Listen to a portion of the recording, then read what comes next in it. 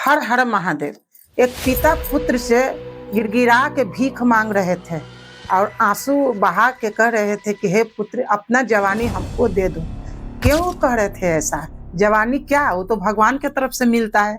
आखिर एक पिता अपने पुत्र से गिड़गिड़ा के जवानी क्यों मांग रहे थे? आइए समझते हैं कथा के माध्यम से।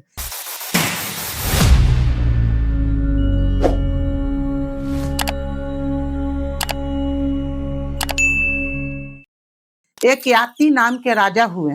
वो राजा जंगल से जब आ रहे थे शिकार खेल के, तो देखे कि एक स्त्री कुआं में गिर के रो रही है। तुरंत अपने घोड़े से उतर कर गए वहां कुआं के पास।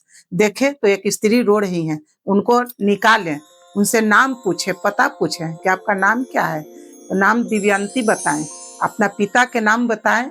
दैत्य गुरु शुक्राचार्य। उनको लेके अपने घोड़े पर बैठा के उनके महल में ले गए। वहां गए तो ऋषि से पूछे कि ये आपका पुत्री है, ये कुआं में गिर कर रो रही थी। उनको बहुत अच्छा लगा कि हमारे पुत्री को कोई रक्षा करने वाला है। वो दोनों को वहीं पर शादी करा दिए। उनकी दासी था सन्मिष्ठा, वो भी साथ में लेकर आए महल में। जब आने लगे महल में तो शुक्राचार्य जी उनको एक बात बताए कि सन्मिष्ठा को कभी भी अपने जीवन का रानी मत बनाइएगा।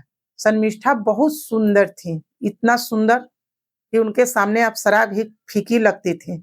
सन्मिष्ठा अपने रानी के साथ में रहने लगी, लेकिन उनका एक पुत्र का इच्छा था। तो वो शुक्राचार्य के वादा तोड़ के और उनको रानी बनाए और उनसे 3 पुत्र पैदा किए। जब ये पता रानी को चला, दिव्यंती को, तो रोते हुए अपने पिता के घर गए और सारा बात बताए।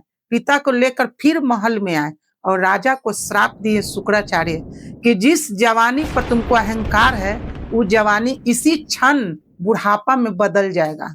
और देखते देखते एक बूढ़ा हो गए, पूरे अपने शकल पर झुर्रियां पड़ने लगा। वो रोने लगे कि हे गुरुदेव, हम तो अभी पूरी तरह से जवानी का भोग भी नहीं भोगे हैं और ये हमको श्राप ऐसा दे दिए। लेकिन अब तुम श्राप दे दिए, ये हमारे हाथ में नहीं है, लेकिन आपको इसका उद्धार हो सकता है।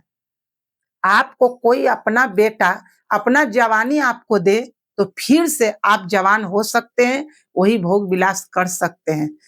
कुछ दिन के बाद उनका जब बेटा 20-25 साल के हुआ तो अपने बेटा से, चारों बेटा से गिड़गिड़ा के कहे कि बेटा अपना जवानी मुझे दे दो।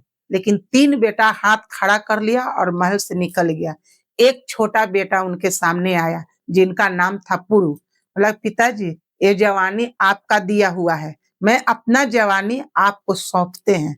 और अपना जवानी बेटा दे दिए, वो फिर से उसी तरह से जवान हो गए और उनका बेटा बूढ़ा हो गया।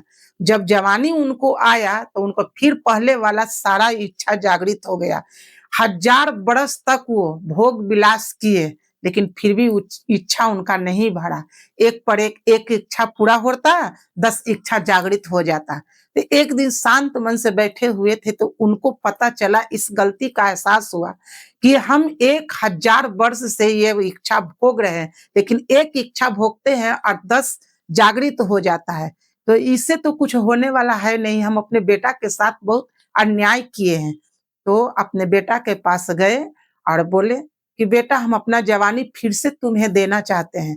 अपना बेटा को अपना जवानी दे दिए और अपना राजमहल, सारा राज सत्ता उनको सौंप के एकदम सुखी मन से जंगल में तपस्या करने के लिए चले गए। ये कहानी से हमें ये सीख मिलती है कि हम जिस चीज के पीछे भागते हैं, भागते ही रह जाते हैं और खोजते हैं हम शांति नहीं। जहां हम रुकेंगे वही हमारा शांति है। हम अपना इच्छा पर नियंत्रण करेंगे, वहीं से हमारा सुख का आरंभ होगा।